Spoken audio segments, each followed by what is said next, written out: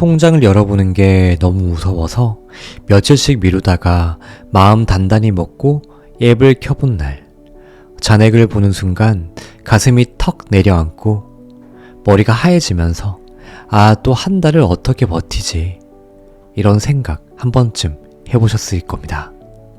그때 우리 뇌 속에서는 어떤 일이 벌어질까요? 눈은 숫자를 보지만 뇌는 위험 신호로 받아들입니다. 몸은 긴장으로 굳어버리고요. 숨은 얕아지고 머릿속에는 최악의 시나리오만 돌아가죠. 이 상태에서 나는 부자가 될 거야, 나는 돈을 끌어당긴다, 이렇게 아무리 주문을 외워도 뇌는 이렇게 대답합니다.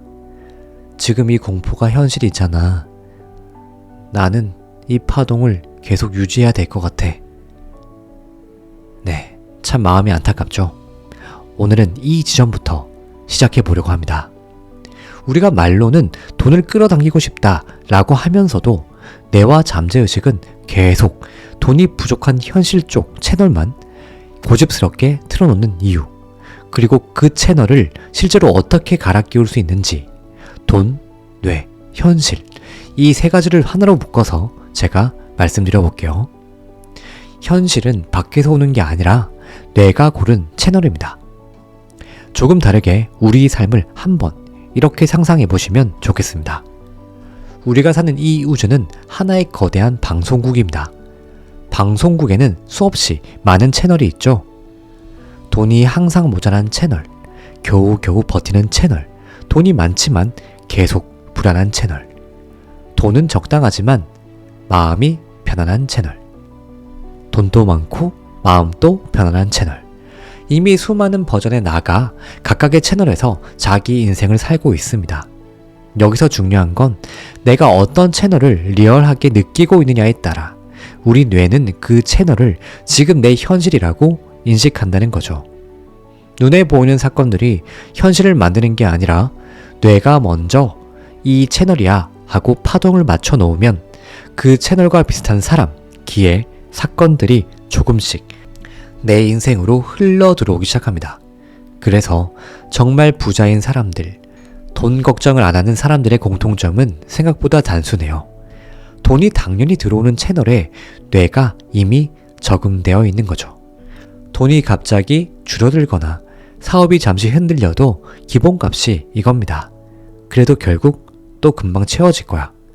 이 기본값이 무의식적인 뇌의 채널 설정으로 되는 건데요. 이게 인생 전체의 방향을 정해버립니다. 부자들은 얼마를 버느냐보다 어떤 상태로 사느냐에 뇌를 맞추곤 합니다. 보통 우리는 얼마에만 집중합니다. 월 1,000만 원, 연봉 1억, 통장에 얼마. 그래서 숫자가 안 올라가면 바로 불안해지고요. 불안해진 상태에서 나는 부자가 될 거야 하고 억지로 되뇌입니다. 그런데 뇌 입장에서는 이게 이렇게 들립니다. 나는 지금 부자가 아니라서 너무 불안해. 제발 좀 어떻게 해줘. 여기서 정보는 두 개인데요. 첫 번째, 지금은 아니다. 두 번째, 그래서 불안하다. 뇌와 잠재의식은 부자가 될 거야, 이것을 받아 적는 게 아니라 이 두 가지 감정 상태를 저장합니다. 뇌는 항상 익숙한 감정을 유지하려는 성향이 있습니다. 그래서 이상하게도 돈이 좀 들어와도 곧바로 다른 문제를 만들어내서 다시 부족하고 불안한 상태로 자기 자신을 되돌려 놓습니다.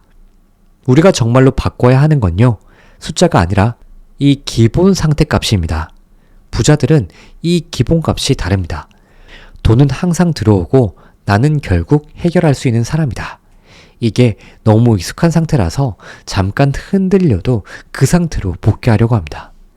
결국 돈이 잘 들어오는 사람들의 뇌는 나는 충분한 사람이다, 나는 해결할 수 있는 사람이다, 이 두 가지 상태를 기본값으로 깔고 있는 거죠. 그럼 이 기본값을 도대체 어떻게 하면 바꿀 수 있을까요? 여기서 중요한 게 두 가지입니다. 첫 번째는요, 이미 이루어진 사람처럼 뇌가 먼저 느껴보게 하는 것. 두 번째, 결과를 꽉 쥔 손을 조금씩 푸는 것. 이 두 가지가 같이 가야 합니다. 하나만 있으면요, 균형이 깨집니다.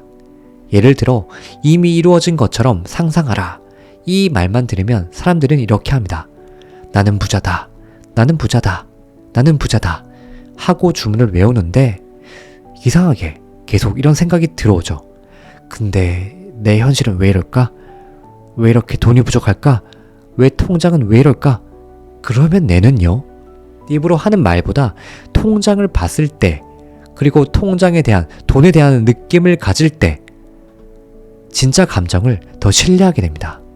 반대로 결과에 집착하지 말고 놓아버려라 이 말만 들으면 또 이렇게 되어버립니다. 그래, 포기하자는 거구나. 아, 이게 뭐야? 다 내려놓아야 되는 건가? 네, 이건 놓아버림이 아니라 체념에 가깝습니다. 체념은요, 파동 자체가 나는 어차피 안 되는 사람이라서 현실 채널이 아예 움직이지 않습니다. 그래서 진짜 중요한 건 이 두 가지를 동시에 하는 거예요. 첫 번째, 뇌에게 이미 된 것처럼 느끼는 장면을 조금씩 익숙하게 만들어주고요. 두 번째, 그 과정에서 디테일하게 언제 어떤 방식으로 이루어질지는 집착하지 않고 내려놓는 것. 이게 바로 현실 채널을 바꾸는 뇌의 제대로 된 사용법입니다. 제가 조금 더 강력한 방법을 알려드릴게요. 뇌가 현실과 상상을 가장 헷갈려하는 시간이 있습니다. 바로 잠들기 직전인데요. 그리고 막 깨어났을 때입니다. 이때는 뇌파가 깊게 가라앉으면서 논리적인 필터가 약해지고요. 들어오는 이미지와 감정을 있는 그대로 받아들이려는 성향이 강해집니다. 그래서 이 시간을 그냥 걱정하면서 보내면 불안한 이미지와 걱정의 감정이 그대로 뒤죽박죽 잠재의식 속으로 들어가 버려요. 반대로 이 시간을 이용해서 이미 이루어진 나의 감정을 살짝만 보여줘도 잠재의식은 그걸 현실 후보 중 하나로 저장하기 시작합니다. 절대 방법은 어렵지 않습니다. 잠들기 전에 불을 끄고 핸드폰을 내려놓습니다. 눈을 감으시고요.